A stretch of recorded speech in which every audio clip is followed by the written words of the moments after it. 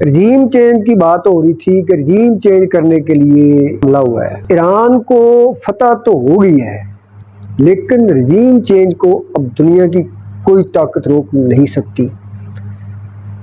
लेकिन रजीम चेंज कहाँ होगी?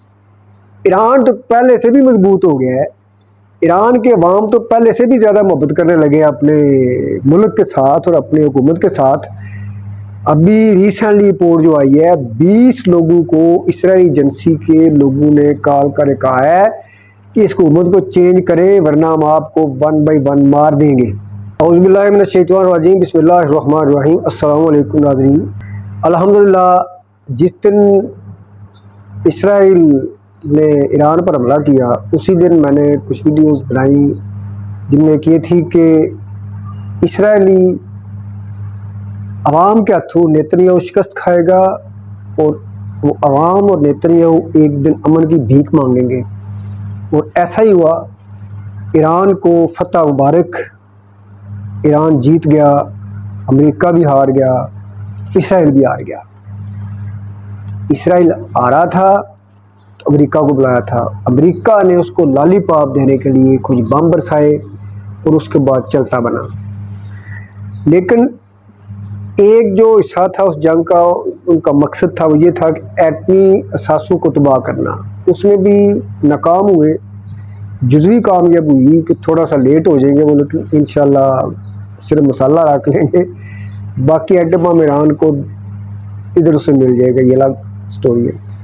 रजीम चेंज की बात हो रही थी कि रजीम चेंज करने के लिए हमला हुआ है। ईरान को फतह तो हो गई है, लेकिन रजीम चेंज को अब दुनिया की कोई ताकत रोक नहीं सकती। लेकिन रजीम चेंज कहाँ होगी? ईरान तो पहले से भी मजबूत हो गया है। ईरान के अवाम तो पहले से भी ज़्यादा मोहब्बत करने लगे अपने मुल्क के साथ और अपनी हुकूमत के साथ। अभी रिसेंटली रिपोर्ट जो आई है, 20 लोगों को इसराइली एजेंसी के लोगों ने कॉल कर कहा है कि इस हुकूमत को चेंज करें, वरना हम आपको 1 बाय 1 मार देंगे। नंबर 2, टॉप लीडरशिप जो शहीद की गई, आर्मी की और साइंसदान शहीद किए गए, लेकिन ईरानी कौम खड़ी रही। तो फिर अब रजीम कहाँ पे चेंज होगी?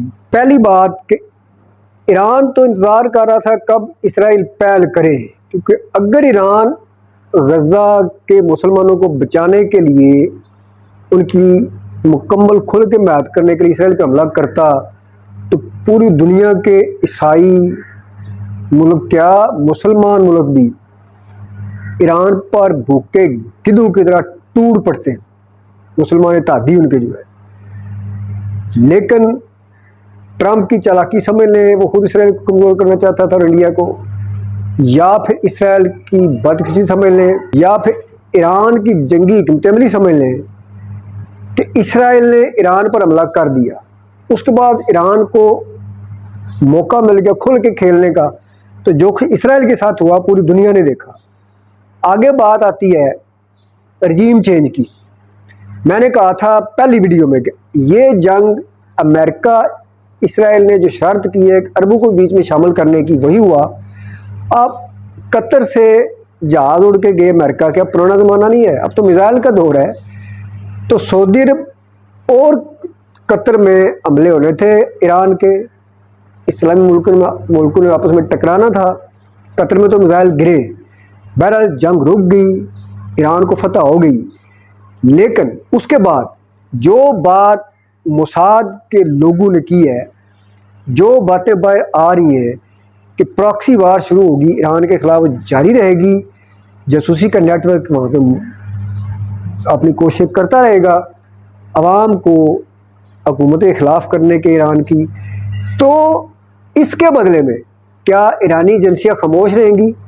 ईरान जो अपनी गिरफ्त रखता है मशरिक़ वस्ता में खुफिया कार्यों के हवाले से, उनके ग्रुप्स मौजूद हैं, तो रजीम कहाँ चेंज होगी? पहले रजीम तो इंशाल्लाह बहुत जल्द चेंज होगी। नेतन्याहू, ड्रिकोला, मोदी का यार, इंटरनेशनल क्रिमिनल, जंगी कवानीन की खिलाफ वर्जी करने का मुजरम जिसके इंटरनेशनल सतह पर यूएनओ ने वारंट जारी किए हुए हैं, उसको उसके अवाम अगर उनमें ज़रा भी शऊर हुआ तो निकाल बाहर करेगा। रजीम चेंज होगी, आगे अरबों में रजीम चेंज होगी। अरब मुल्क जो है वो अमेरिका की ग़ुलामी कर रहे हैं, अमेरिका को अड्डे दे रहे हैं, लेकिन अवाम अमेरिका के ख़िलाफ़ है। अरब के अवाम जो है वो अमेरिका के ख़िलाफ़ है। तो इसलिए अवाम प्रॉक्सी शुरू होगी। असामा बिन लादेन का क्या इख्तिलाफ था सऊदी अरब के साथ? असामा बिन लादेन ने क्यों जंग शुरू की? वहाँ पे जिहादी सऊदी अरब से आगे क्यों लड़ते रहे अफ़गानिस्तान में? सऊदी अरब ने असामा बिन लादेन के लोगों के खिलाफ क्यों कार्रवाइयाँ की? इसलिए कि वहाँ पर रजीम चाहते थे, रजीम चेंज चाहते थे। तो अब इंशाल्लाह जो अवाम है, जो इस्लाम के शदाई हैं, जो इस्लाम के हक़ में अरब में, वो ज़रूर अपनी अपनी हुकूमतों के ख़िलाफ़ होंगे। अनकरीब जो है वो अमेरिकन पिट्ठू जो है वो भाग निकलेंगे और रजीम चेंज होगी।